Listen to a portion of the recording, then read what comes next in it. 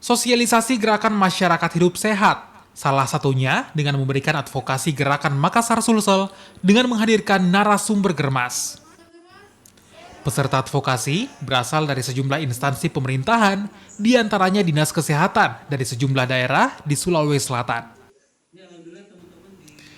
Selain sosialisasi, gerakan masyarakat hidup sehat juga mengajak warga untuk bergerak lantaran selama pandemi cenderung mengurangi kegiatan.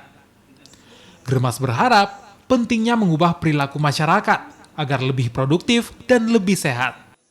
Ya, saya kira yang kurang adalah kesadaran kita untuk melakukan aktivitas fisik.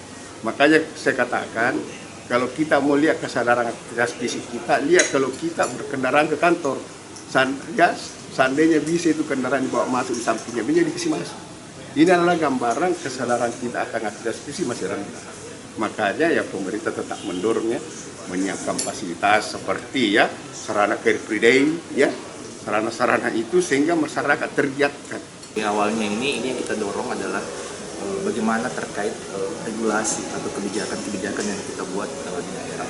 Makanya pada kegiatan kami ini kami mengundang Kabupaten Lokus Germas yang berada di Provinsi Sulawesi Selatan.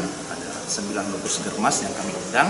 Ada 3 komponen yang kami undang dari Bapeda, dari Kabidkesmas maupun dari Kasih Promosi Kesehatan dan Pemberdayaan Masyarakat Kabupaten Kota.